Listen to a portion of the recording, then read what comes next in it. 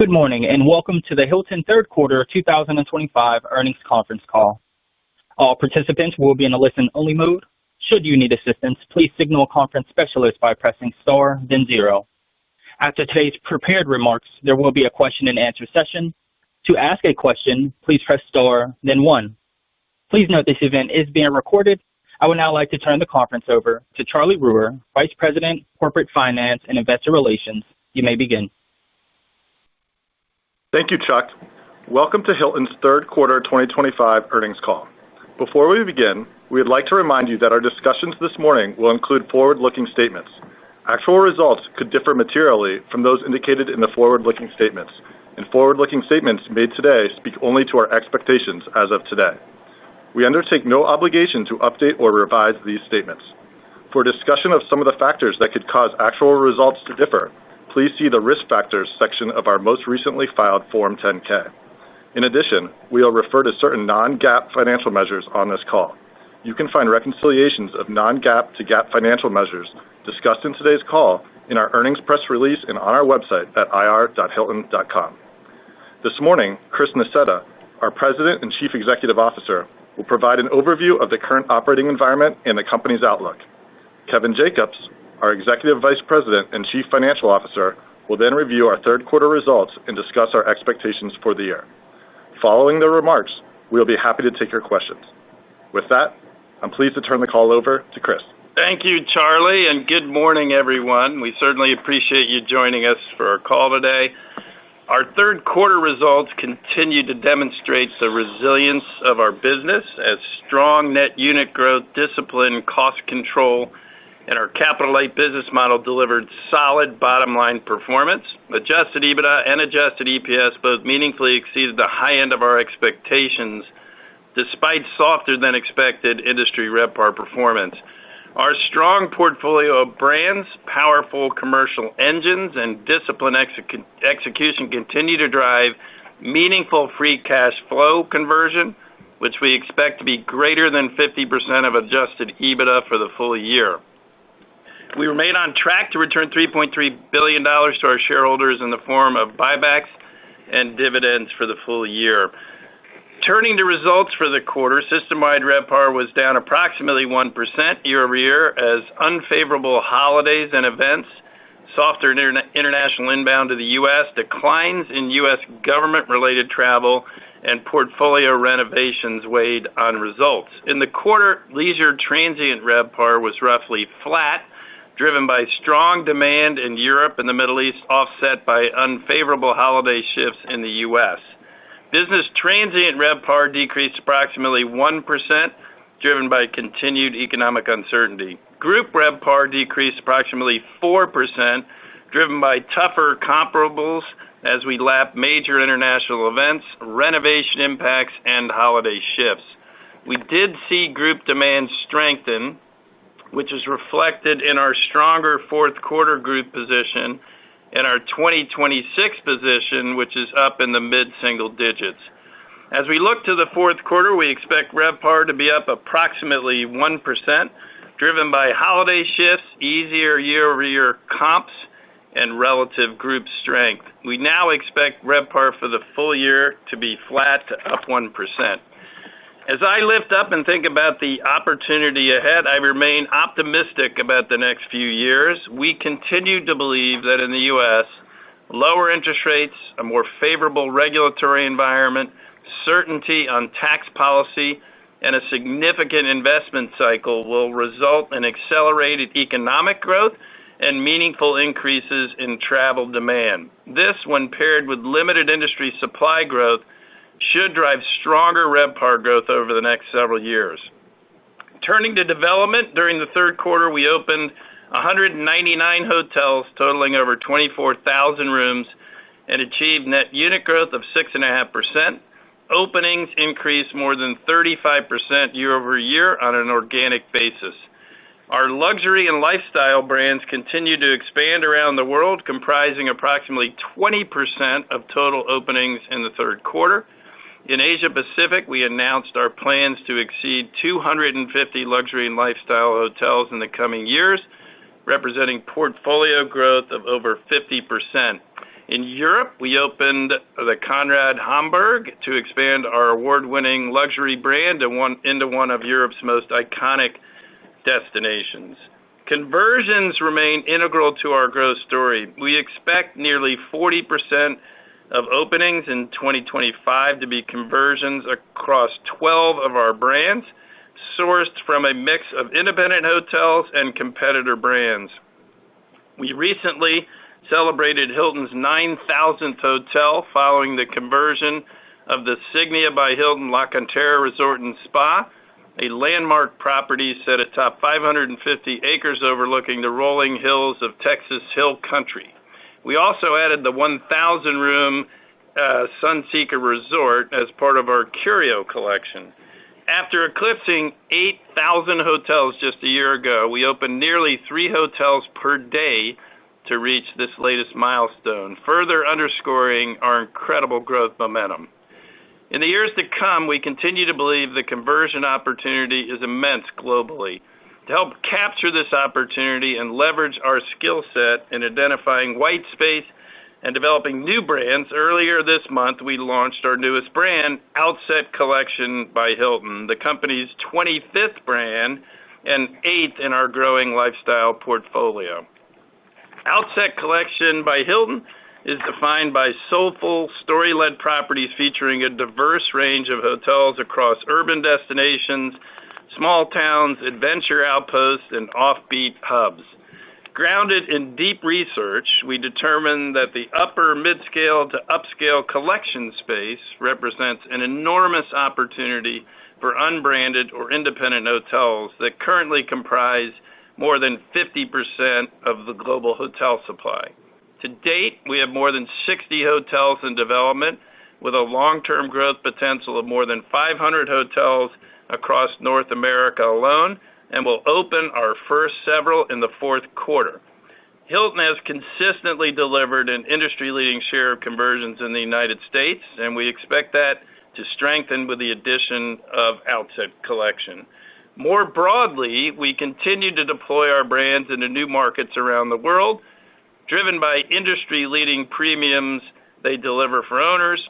In the quarter, we marked brand debuts in 12 new countries and territories, including DoubleTree in Pakistan, Hampton in the U.S. Virgin Islands, and Motto in Hong Kong, which also represented the brand's debut in Asia Pacific. Globally, Hilton operates properties in 141 countries and territories with an average of only 4 of our 25 brands per country, demonstrating the huge runway of growth ahead. In addition to strong openings, we signed 33,000 rooms in the quarter, up over 25% year over year on an organic basis. We increased our development pipeline to more than 515,000 rooms, growing both year over year and sequentially versus the second quarter, with expansion in key strategic markets and across chain scales. In Japan, we announced several agreements to further bolster our luxury and lifestyle portfolio, including Waldorf Astoria residences in Tokyo, marking the region's first residences under the iconic Waldorf Astoria brand. We approved LXR, Curio, and Tapestry properties at the foot of Mount Annapurna, Japan, offering guests easy access to Niseko's exceptional ski slopes when the hotels open later this year. In Vietnam, we approved nearly 1,800 rooms across 5 hotels to debut our Conrad, LXR, and DoubleTree brands, and to expand the Hilton brand in one of Asia's most dynamic markets. We also signed our first LXR hotel in Phuket, Thailand, our first Canopy in Manila, Philippines, and announced 3 Curio hotels in key Italian destinations, including Genova, Milan, and Sorrento. New development construction starts in the U.S. were strong during the quarter, and for the full year, we expect global new development starts to finish up nearly 20% and up over 25% in the U.S. year over year. Even with this year-over-year growth, new development construction starts remain below 2019 levels, implying strong continued runway for growth. Our record-setting pipeline, combined with conversion momentum and acceleration in construction starts, will continue to fuel our growth in the coming years. We expect to achieve net unit growth of between 6.5% and 7% in 2025 and 6 to 7% annually over the next several years. Our development success is incumbent on us being the premier partner for our owner community. Thus, we're always innovating to continue delivering industry-leading RevPAR premiums and profitability for owners while exceeding guest expectations. During the quarter, we communicated a first-of-its-kind program that offers owners system fee reductions, many of which are tied to hotel-specific product and service quality scores. The fee reductions will share the efficiencies we have gained through scale and technology with our owners while reinforcing the need to continue maximizing the customer experience. We think we are well positioned to continue finding new efficiencies and strengthening our value proposition for guests, owners, team members, and shareholders. Our proprietary tech platform, which was envisioned a decade ago, was built for agility, with 90% of our enterprise solutions in the cloud today, up from 20% in 2020 when we started deployment. This modern platform has established Hilton as a pioneer and leader in hospitality technology and is allowing us to rapidly introduce new innovations that elevate guest experiences and drive greater value for our entire network. Because of where we are in our technology platform roadmap, we feel uniquely positioned in the industry to embrace AI and drive greater differentiation for our Hilton network. During the quarter, we continued to drive our award-winning workplace culture, including being named number one best workplace in Australia, New Zealand, and Sri Lanka, marking a total of 18 number one wins in the past year, the most since we began participating in the Great Place to Work survey. We're more confident than ever that our team is poised to deliver for our shareholders in the years ahead. Overall, we're very optimistic about our business and what is on the horizon globally. Our brand-led, network-driven, and platform-enabled strategy will continue to help us achieve our dramatic growth trajectory and meet the evolving needs of our travelers around the world while delivering great returns to owners and shareholders. Now I'm going to turn the call over to Kevin for a few more details on the quarter and expectations for the full year. Thanks, Chris, and good morning, everyone. During the quarter, system-wide RevPAR decreased 1.1% versus the prior year on a comparable and currency-neutral basis, driven by modest declines in both occupancy and rate. Adjusted EBITDA was $976 million in the third quarter, up 8% year over year and exceeding the high end of our guidance range. Outperformance was predominantly driven by better-than-expected growth in non-RevPAR-driven fees, disciplined cost control, ownership, and some timing items outweighing RevPAR softness. Management franchise fees grew 5.3% year over year. For the quarter, diluted earnings per share, adjusted for special items, was $2.11. Turning to our regional performance, third quarter comparable U.S. RevPAR decreased 2.3%, largely driven by pressure across business, transient, and group, as holiday shifts, declines in government spend, portfolio renovations, and softer international inbound demand weighed on performance. For full year 2025, we expect U.S. RevPAR to be roughly flat versus 2024. In the Americas outside the U.S., third quarter RevPAR increased 4.3% year over year, driven by strong demand in both leisure and group segments. For full year 2025, we expect RevPAR growth to be in the mid-single digits. In Europe, RevPAR grew 1% year over year, driven by a rebound in the UK and Ireland and offset by a tough year-over-year comparison from major events last year. For full year 2025, we expect low single-digit RevPAR growth. In the Middle East and Africa region, RevPAR increased 9.9% year over year, driven by robust intra-regional travel growth for both business and leisure segments. For full year 2025, we expect RevPAR growth in the high single-digit range. In the Asia-Pacific region, third quarter RevPAR was up 3.8% in APAC excluding China, led by strong group trends in Japan, Korea, and South Asia. RevPAR in China declined 3.1% in the quarter, largely driven by the impact of the government travel policy on business transient and group travel, particularly in Tier 2 and Tier 3 cities. For full year 2025, we expect RevPAR growth in the Asia-Pacific region to be roughly flat, assuming modest RevPAR declines in China. Turning to development, as Chris mentioned, for the quarter we grew net units 6.5% and have more than 515,000 rooms in our pipeline, of which nearly half are under construction. We expect to deliver 6.5% to 7% net unit growth for the full year. Moving to guidance, for the fourth quarter we expect system-wide RevPAR growth to be approximately 1%. We expect adjusted EBITDA of between $906 million and $936 million, and diluted EPS adjusted for special items to be between $1.94 and $2.03.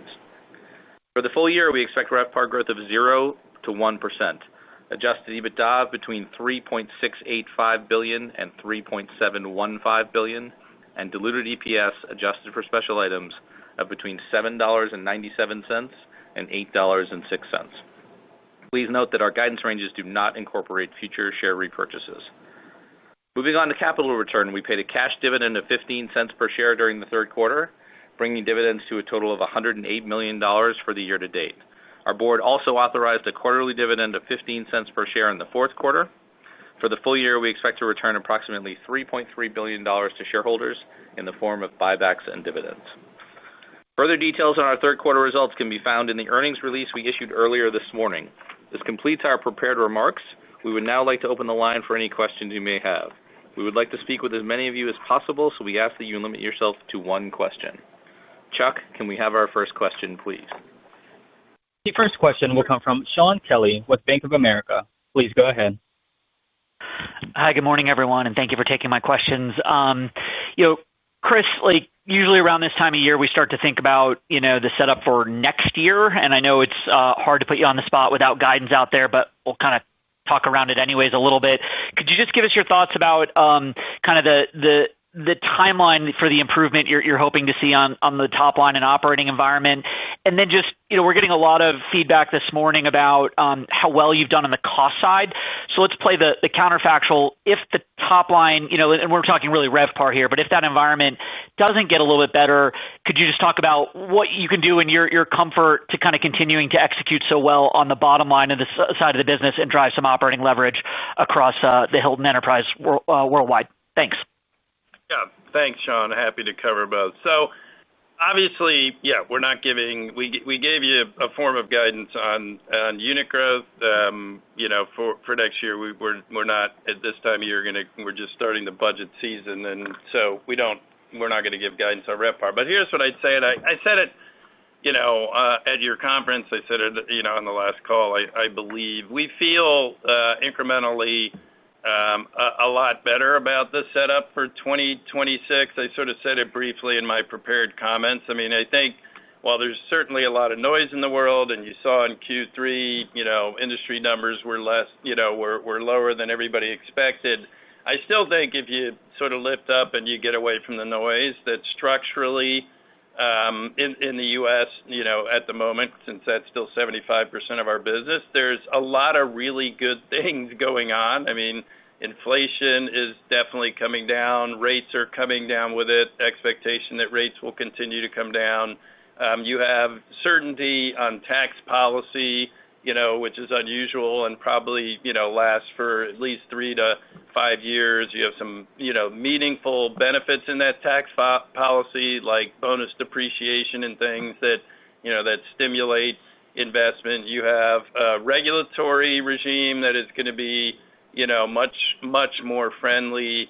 And you have an investment cycle, that is coming and sort of happening, but it takes time to get embedded in the economy. And what is that investment cycle? I mean, I hate being redundant, but it's worth noting. I mean, you have the core infrastructure bill that was, that was done, approved by Congress, signed by President Biden. If you add up all the pieces of it, roughly $1.6 trillion, like less than 20% of that's been spent. You had $800 billion, from the CHIPS Act. Less than 5% of that's been spent because it takes time to get the money in the system. And then on top of that, you have the whole AI investment, thesis that's going on, not just the tech companies that are obviously investing at, into the trillions when you put it all together, but all the infrastructure that goes behind that. So all the data center development that's going on, all the energy development that has to go, because without energy, you don't have data centers. Without data centers, you don't have AI. And so while it takes time to get all of that embedded, and I can't, I cannot tell you, I think it's January 18th that I think it's like a benefit that we are going to be getting for several years. I do believe you will start to see it in the first half of next year. I almost think you have to. And then another, couple of reasons for optimism on next year is, one obvious one is comps get a lot easier, right? I hate to rely on that. I mean, I obviously just gave you a pretty good setup for much better fundamentals, but the comps get easier. You've got some event-driven benefits next year. You have midterm elections, which mean a lot of activity. These are big midterms. People are in every state in the union. People are going to be running around raising money, campaigning. That's good. That's good for business. You have America's 250, which is going to be a year-round celebration. There's a lot of energy going into that from a lot of different places, including the administration. You have World Cup, which isn't like Super Bowl where it's a weekend or whatever. It's it's a fairly extended sort of experience, and so all of those things are going to be good. And then of course on the other side of it, while we're benefiting from what I think is a pretty darn good development story and getting much greater than our fair share, you're still in a super cycle of underdevelopment, in the industry where you're adding capacity at less than 1%, against the 2.5% 30-year average. So, again, we can all get caught up in the noise and tariffs and there's a lot, geopolitically. Listen, I don't have my head in the sand, but I like to try and lift up above noise. That's sort of what I do in my personal and professional life. And when I do that, it makes me feel pretty good about the next few years. So I would bet a lot of money that 26 is going to be better than 25, and I'd bet a lot of money 27 is going to be better than 26. The exact slope of that is difficult to determine. We'll obviously try and do a little bit more precise job through the rest of this year in doing a very granular analysis market by market as we go through the budget season. But I feel really good about it. On the cost discipline side, listen, I think I would hope that everybody would agree. We've been super disciplined forever on costs. Since we went public, if you look at us versus core competitors, relative to our size and scale, we've always been pretty efficient. And I believe we will continue to be, as I said very briefly in my prepared comments. There are a lot of tools available to us to continue to drive efficiencies, and we're going to use those. I mean, in the world of AI, by redefining a lot of processes, there are opportunities to continue to do things more efficiently and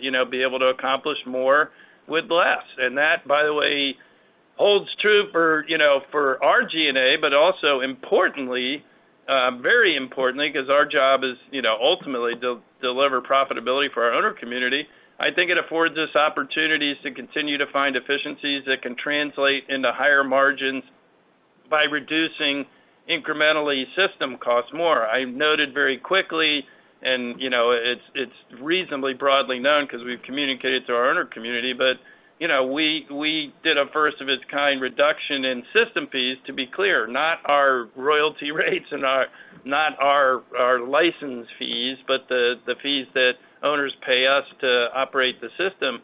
And that's been done because we've just found ways to be more efficient, whether that, lots of different use cases in AI where we're redoing processes and getting efficiency, and we think we're doing things better, but more efficiently. And that, that's translating to benefit us, but it's also translating because the bulk of the cost structure of this whole enterprise really is running the system. It's benefiting our owners, and we want to do more of that. We want to. This has been a difficult time, for the owner community in this, sort of air pocket where I think really good things are coming. But at the moment, you're sort of in the U.S. seeing, modestly negative top line, and while inflation's come down, it's still a little bit elevated. That's not good for our owner community, and so that's why we put this program in place. But it's also why we want to continue, as we're in this transition period to a faster growth period of time, utilize every weapon in our arsenal, and we have a lot to continue to drive efficiency. So that's a long-winded way of saying I think we've always been, frankly, on the tip of the spear in driving, very efficient cost structures, and we will continue to do so. And that's sort of a mentality I have and we have that'll never change. And now we just have more ways to do it. Thank you very much. The next question will come from Stephen Grambling with Morgan Stanley. Please go ahead. Hey, thanks, Chris. I appreciate the comments you made about the tech stack and also some of the opportunities in AI. But just to dig in a bit on that, on the back of partnerships being formed by some retailers and e-commerce companies with large language models, how do you think about potentially partnering with some of these companies as another source of distribution? And maybe also remind us of some of the internal efforts on AI as we think about both direct and indirect opportunities. Yeah, we could spend the whole call plus some. We could spend the days together talking about this, and we're obviously, like most, spending a huge amount of time, understanding where AI is, the art of the possible. I mean, we have, to be exact, I think 41 use cases, that are being utilized inside the company at this moment as we test and learn. I'm not going to torture everybody going through it, and competitively, I'm not going to get into granular detail for obvious reasons. But I'd say, broadly, I look at it as, AI for us at the moment, and I think it'll evolve and change, and you just have to be really agile with the speed at which this is moving. But I think for the foreseeable future, meaning the next year, in AI world, there's probably three buckets. I talked about one, which is reinventing processes to garner efficiencies. And that can be, wherever, we have a lot of process and, historically you have antiquated, ways of doing things that require, a lot of people. There are different ways to do it and repurpose people to do higher value things. And so, again, I think that can benefit our G&A, which you've seen, like some of the use cases you're seeing a benefit, but again, we're at the tip of the spear, and you've seen a little bit of it vis-a-vis the system relative to our owners, but there's more of that. That's one big bucket. The second big bucket is go-to-market, basically how you market, distribution, the whole distribution landscape, and that's what you started with, Stephen, and I agree wholeheartedly. I think there are all sorts of risks with AI, but in the end, here's the thing: we're in the business of fulfillment. We're not. Yes, we have a platform and a network, but in the end, we have 9,000 and growing hotels that we control rate, inventory, and availability, and the only way you get it is through us. Okay, no other way. You either get it from us or you don't get it. And we are in charge and control of fulfillment, the actual experience for the customer. In the world we're going into of having multiple LLMs and a really, what I would argue, much more competitive environment for, how people, get information, I view that, again, I don't have my head in the sand. There's all sorts of risks. I view that as a very good thing, right? If we do our job, we have control over inventory. If we do a really good job in delivering product, service, loyalty to our customers, and we are viewed, which we are, as the best of the best at fulfillment, then we're going to, we have all sorts of new ways to think about how we distribute our product. So you can assume, yes, we're talking to all these people, and they're early days. They're in a, bit of an arms race trying to figure out who the winners and losers are, and it is organized, but it's a little bit like the Wild West at the moment. But I think where it's going is super, super good for us and how we go to market and how we distribute our products if we are intelligent about how we control our inventory and making sure we always deliver on the fulfillment side. The third bucket is CX, customer experience. We're already not just testing, we're doing, like, we've, because, as I said in my prepared comments, we've evolved our tech stack, and, we're basically microservices, open source, cloud-based. We have, massive flexibility in what we do with our tech stack, and we are already utilizing that in ways to deliver a much better customer experience, meaning mass customization, understanding your customer, being able to take all this data that we've had, manage the data, get outputs that actually, enable people on property to do things, to customize the experience, to resolve a problem real time in a way that we've never been able to do, because you always had massive amounts of information. The question is, did you have the right information? Could you manage the information? Could you translate the information in ways that could spit out a command to get somebody to take an action? And now we have that. And so this isn't like, a pipe dream that I'm thinking about. This is like in action. We're doing it. We're testing. We're learning. And we think there's a huge opportunity. I think the winners in fulfillment, and back to my fulfillment comment, are the winners across all industries in a world where everybody wants what they want, right? And they get it now more and more, is mass customization. I mean, I've been thinking this for 20 years. It just hasn't been quite as possible as it is with how technology has evolved, particularly with AI. And so they're all very exciting to me, but the customer experience side of it, as you can probably tell, really excites me. The other two buckets are super important, and I think will ultimately, all of them will allow us to differentiate ourselves in terms of how we serve customers and ultimately drive greater profitability into the network. Love it. Thank you. The next question will come from Dan Politzer with JP Morgan. Please go ahead. Hey, good morning, everyone, and thanks for all the great detail thus far. The net unit growth, obviously, it's a bit of an acceleration organically here from that 5% that you've been running at, XLH and Graduate. Can you maybe parse that out as we think about going forward between your expectations for conversions next year versus some of the newer brands that you've launched, and maybe if there's any element of that accelerating, albeit off a low base, construction starts that you mentioned? Yeah, thanks, Dan. I think, look, the composition for, the acceleration, I think, is just if you think about it, if you go X, as you said, if you go X partnerships and look at it as it's just an acceleration still coming out of COVID, right? Because the development cycle picks back up and delivers on a lag. So what you're seeing here, we raised our 6.5 from 6 to 7 to 6.5 to 7 for this year. That's really broad based. There's really no one area. We said we think nearly 40% of that's going to come from conversions. So we keep winning well more than our fair share of conversions. But if you look at new development, and Chris mentioned, we think new development starts this year are going to be up 20%, and in the U.S. over 25%. That bodes well for the setup for new development going forward, and really is the underpinning of the 6 to 7% for the next couple of years. And then you layer in with conversions. And so, look, new brands is going to be part of it, just like Spark's been an important part of it the last couple of years.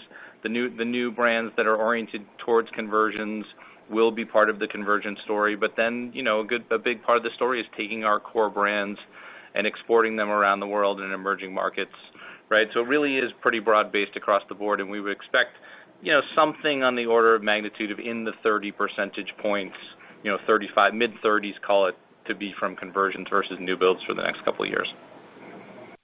Got it. Thank you so much. Sure. The next question will come from David Katz with Jefferies. Please go ahead. Morning, everybody. Thanks for taking my question for all the details. I wanted to just, talk about, frankly, I asked this a lot about the higher end of the luxury end of the scale. You've commented in the past how it provides somewhat of an benefit as well as the financial benefit. We certainly hear and see this getting to be a more expensive arena to play in. Talk, please, about how you sort of balance that tangible and intangible, return opportunity and sort of where you're at. Thank you. Yeah, I'm happy to, and good question. Luxury is very important. We do make money in the luxury space, but if you look at you looked at our EBITDA driven by segment, it's not a huge contributor, as a size of the slice of the pie. But it's important because it does help create halo effect. It helps the whole system and network effect work. It's aspirational product that our customers want, and so we have been very focused on it. You are right that if you looked at ultimately where the bulk of our key money goes in any particular year, it is disproportionately at the high end of the business. Not all luxury, but big convention, resort convention and luxury hotels. And so by so doing, those investments, we're saying it's important, and we'll continue to do that. But we're not going to go crazy doing that. Meaning, right now, if you look at where we are in luxury, I think we can prove scientifically it's really working. We have as many dots on the map as anybody. As a result of the SLH deal, which was a 100% capital light deal, we have 600 dots on the map. We have 100 plus more in our core brands coming in terms of pipeline. We have, we think, all the most important destinations covered. There are always a couple, I'd like to see Waldorf in Paris, and there are a few places that, that are hard that we're focused on. But if you look at the whole world, we think we're in all the right places. And the reality is, with all respect to the competition, our loyalty program is the best performing loyalty program in the space. We're approaching against a target, a multi-year target of 75% honors occupancy. We're approaching 70%, at a faster rate than we thought. We're growing the program, 15 to 20% a year. Active members are increasing, are crazy healthy people. People are really engaged with the program. The patterns that we've seen in redemption with luxury, including SLH, have proven that, what we were trying to do, we've accomplished that. And so that's, we're going to continue to focus on luxury. You're going to see us do things to continue.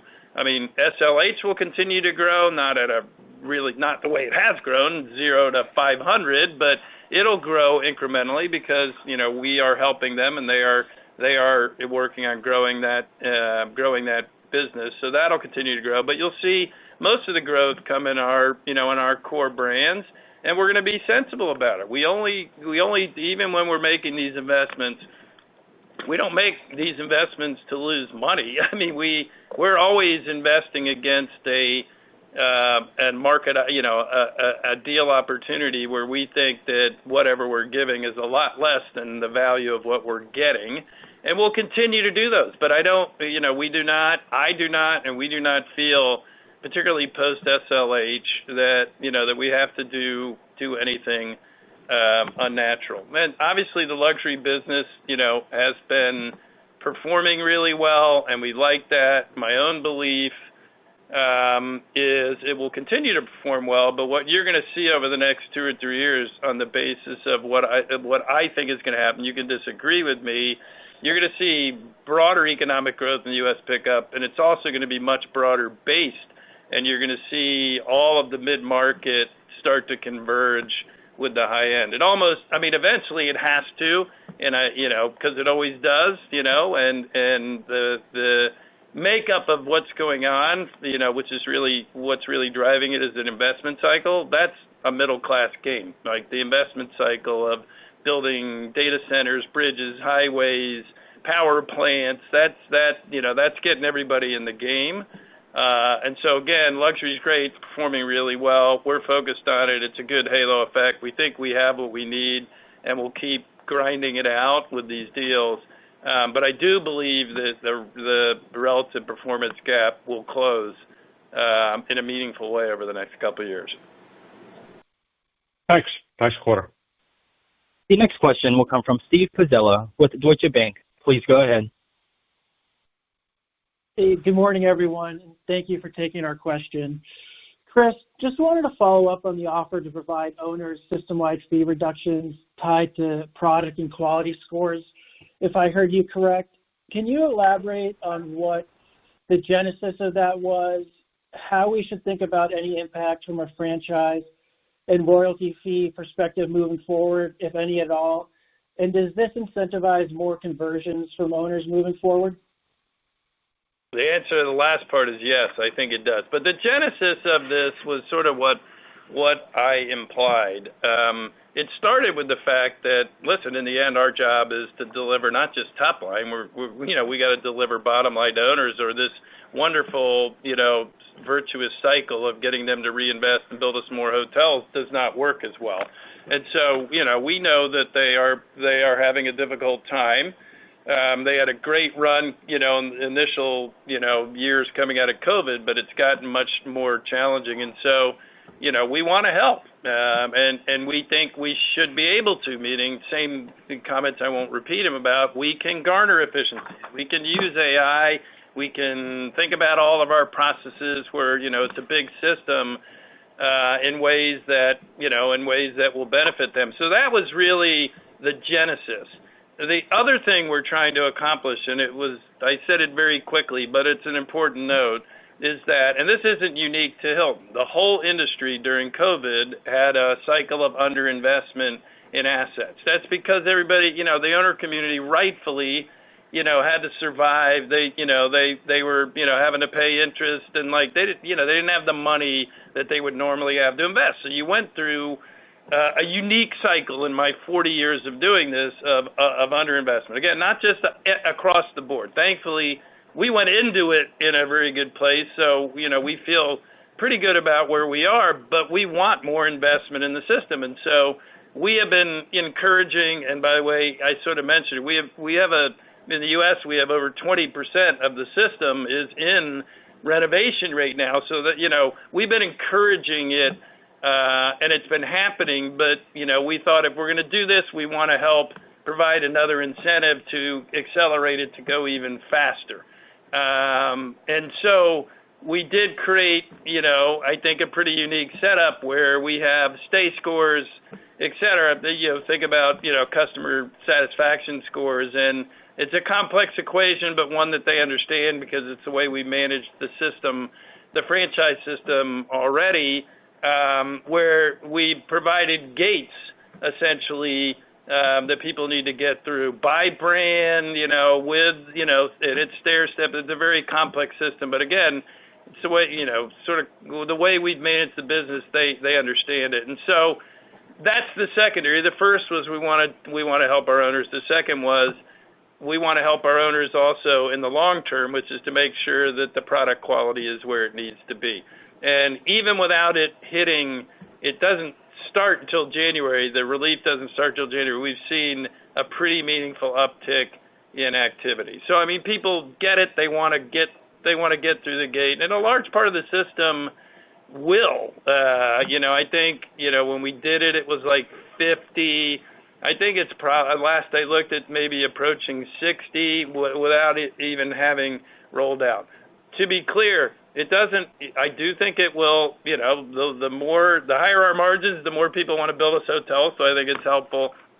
I think it's helpful in that regard, and it doesn't have any impact on our royalty management rates and license fees, management fees. It's all in the other part. The part of the system we manage on behalf of owners for the whole system. So there's no impact on our P&L. The next question will come from Robin Farley with UBS. Please go ahead. Great, thank you. Looking at your fee revenue for the year, kind of fee revenue per room, it's growing, even with more economy rooms and more rooms in China that I think a lot of investors might worry would hurt that number.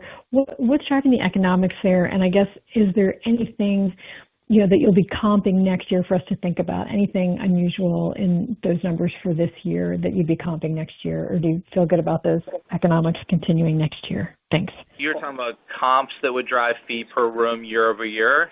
No. Just things like the non-RevPAR. Yeah, sorry. Go ahead. Yeah. Well, non-RevPAR is different, but fees per room, no, there's nothing that would comp year over year. And yeah, you are seeing a little bit of our mix shift over time in terms of what we're delivering shift to emerging markets, including China, which is normal as we continue to grow outside the U.S. But I think, as we've said before, and I know we all know why you're asking, because you get this question a lot from your clients and from investors, and we get it a lot, so we get that it's on investors' mind. We've talked about this a lot in the sense that even if you take the mix of what we're delivering, which is slightly different, if you combine that with the existing mix, we're really not shifting the overall mix of contribution over time from higher fee-paying things to lower fee-paying things. The rooms we're opening largely around the world, if you exclude China, are at the same fee per room rates or higher than our existing in-place fee per room rates. And then you think about other factors like RevPAR continuing to grow, our take rate continuing to increase as we regrow license fees, the bulk of our deliveries being in our strong mid-market brands where we charge our highest fees per room. If you put all of that in the model, and I should add that even in the case of emerging markets, we're starting to grow our higher end brands, and in China we're moving more towards our own brands versus in the MLAs. The MLAs are going to continue to grow, but we're growing our own brands that are 100% us at higher rates. So you put all that in the model, and we believe and we know that fees per room will continue to grow over time. Yeah, I know Kevin's right. It comes up too often, and so right or wrong, it does. We've modeled it in the most granular way, which by definition is more granular than anybody else can model it, in our 5 and 10-year models, and it keeps going up for the reasons Kevin described. A little bit more, visibility on the China thing. We did 2 MLAs. We're not planning to do any more. Those have been highly productive. They've helped us build an incredible network effect in China. Our market share in China is incredible. I'm not going to, but it's off the charts. It's the highest market share that we have anywhere in the world. So it has worked, but we're not doing any more MLAs. Those are productive. We learn from those. And now we're taking our mid-market brands like Garden Inn and others and doing it ourselves. So if you look at even in China, with those continuing to grow, just based on the velocity of growth that we have and the ones we're doing ourselves, the fees per room are going up. In China, they're not going down. So you put all that together, and when we do it bit by bit by bit, fees per room are going up. Great. Thank you. The next question will come from Brandt Montour with Barclays. Please go ahead. Great. Good morning. Thanks for taking my question. So apologies for more of a near-term question, Chris or Kevin. I'm just curious in terms of the corporate travel trends into the fourth quarter. I mean, you do have tougher comps on that side of the ledger, but I think more of the question is, you guys talk to a lot of companies, you see a lot of data from within your system. Does it tell a bit of a story in terms of which corporates are putting their people on the road, large companies or small companies, region by region? And when you speak to those companies, what are they if they agree with your view of the sort of future economic tailwinds, what do you think that they're waiting for? Yeah, I mean, listen, it's a lot of, yes, we talk to our customers, we do customer events all the time. We did a big one recently where I had tons of our customers and talked to our sales teams. And I'd say, broadly, people are pretty constructive. I mean, it's anecdotal, but I don't really talk to any of our major customers that say they're not going to be traveling more next year. I don't talk to any of our customers that don't understand they're going to be paying a little bit more for the product next year. I think they, like everybody, think inflation should come down, so maybe they don't want to see the big increases that they have been seeing, but they understand they're going to have an increase. I think what's been holding them up is the obvious, just noise in the system. I mean, I think the big guys, the tariff stuff has sort of affected them. They were way behind, so I'd say in a relative sense, maybe they have performed in the very short term a little bit better because they were so far behind. but they're rattled. And then the SMBs, are always more resilient, but they're a little bit rattled. So I just think there's been a lot of noise in the system. The reason I'm more optimistic about next year, again, I can't prove it. It's just anecdotally. I'm talking to a lot of them. I think you're going to see these. If I'm right about when you lift up, you see some of these broader macroeconomic trends start to take hold and people feel more confident. And as you get closer to midterms, or, some of the tariff stuff sort of goes a little bit more in the back seat. I believe people will settle down and get back to their patterns. And again, anecdotally, they're not telling us, they're not telling me when I talk to the folks that run travel departments anything but we think we're going to travel more and we're going to have to pay more for it, next year. Great color. Thank you, Chris. The next question will come from Lizzie Dove with Goldman Sachs. Please go ahead. Hi there. Thanks for taking the question. You're clearly seeing, amazing traction on the development side and with the conversion side of things, speaks to the strength of the brand and everything else. But maybe it'd be helpful just to get a pulse check on the key money side of things, like what you're seeing in terms of key money per room, the competitive environment, any kind of shift there over, the last few months. I wouldn't say there's been a shift, Lizzie, over the last few months. I think you've had a shift over the last few years in the sense that it is a more competitive environment. I mean, with unit growth being an important part of all of our stories in the industry, it's really important. And then when some of us sort of take a little bit of a lead in that regard, our competitors are sort of anxious to catch up and get out there and sort of deals get a little bit more expensive. But with that said, I would say, Chris mentioned it. Something like 85 or 90% of the key money we deploy is on full service and above. It tends to be on luxury. It tends to be on the big convention center type hotels. It tends to be in the bigger projects garner the bigger checks. Every once in a while, you have, part of it depends on which brands are available for a certain deal, right? If you have a conversion and it's an independent hotel and all the brands are available and that owner is fortunate enough to be able to create some competition, that can make it a little bit more expensive. But that said, if you look back, we're still broadly in terms of what is under construction, we're still under 10%, high single digits of our deals overall are using any form of key money. So you're still sort of 90% plus in terms of what's under construction has no key money associated with it at all. And if you look back in the last few years, we've had some years that are a little bit higher. We've had some years that are a little bit lower. But that tends to be more some of the big chunky deals that the timing of when they happen changes that answer. If you had asked us 6 months ago, a year ago, even back to our most recent investor day, we would have said a good run rate for key money is 150 to 200 million bucks a year, and we would still say that's a good run rate. So it hasn't really changed dramatically. It is a more competitive world, a slightly more competitive world, but it isn't changing dramatically. And part of that is, and Kevin alluded to it, I mean, we're training. Listen, our brands perform better than everybody else's. So, we have trained our development teams to have the dialogue, with our partners, our owner partners, to make sure as they're thinking about key money that they're not being penny wise and pound foolish. So they get a little bit more key money, or they get some versus none, but they get 500 or 1,000 basis point lower RPI or market share. Obviously, that's a losing trade, and so we've worked really hard with our development teams. We make it hard on them. I mean, we basically don't believe we should have to do it. To Kevin's point, we think it should be consistent with where we've been, and we've been able to do it because I think we've got a really good story with really good performing brands, and I think our development teams understand how to make that argument. And it doesn't always win, but it's winning a lot more than it's not. The next question will come from Mike Bellisario with Baird. Please go ahead. Thanks. Good morning, everyone. Just a question for you on a question on pricing sort of broadly. Maybe help us understand what are you seeing in terms of how and where customers are booking, especially on the leisure side, and then how much more are you running promotions and discounts, and is that weighing on ADR at all looking ahead? Thanks.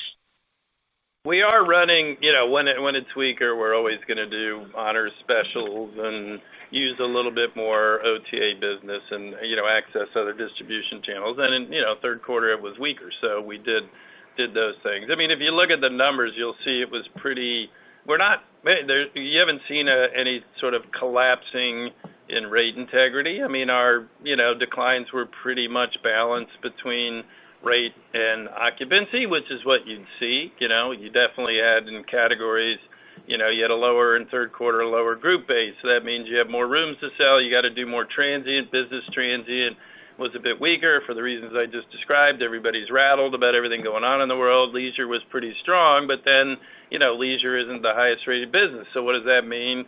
It has impact on rate. What I would say is when you dissect so far, and my view now because I've said it 3 or 4 times that the world's coming our way.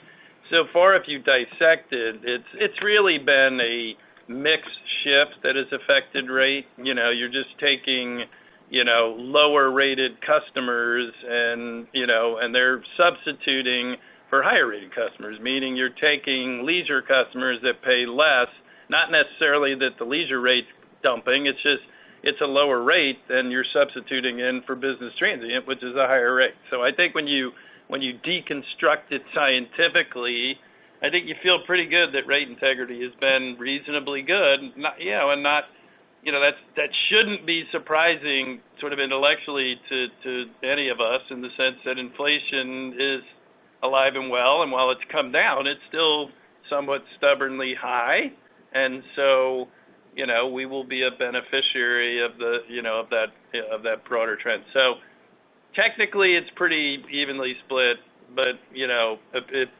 things occupancy's off, so we replace it with lower rated business. As a result, rate will come down a bit. Just the weighted average will bring it down. The next question will come from Smedes Rose with Citi. Please go ahead. Hi, thank you. I know you've covered a lot of territory here.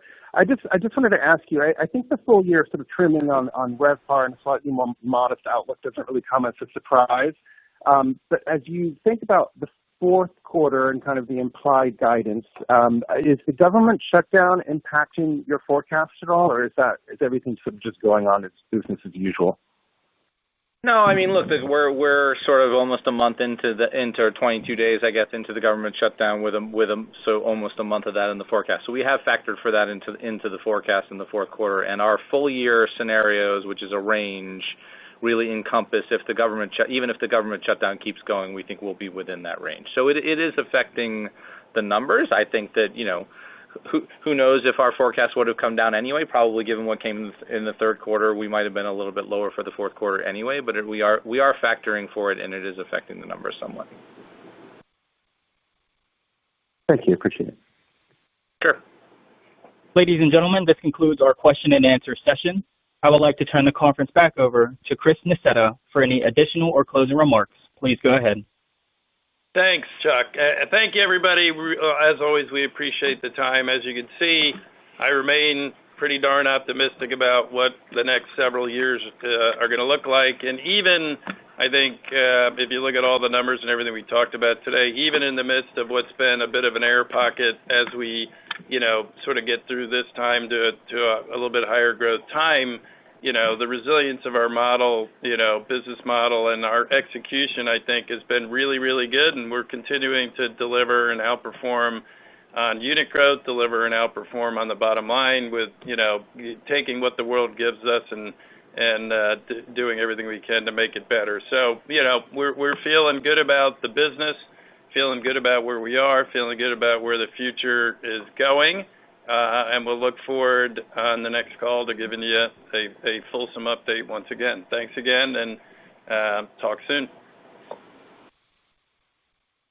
The conference is now concluded. Thank you for your participation. You may now disconnect.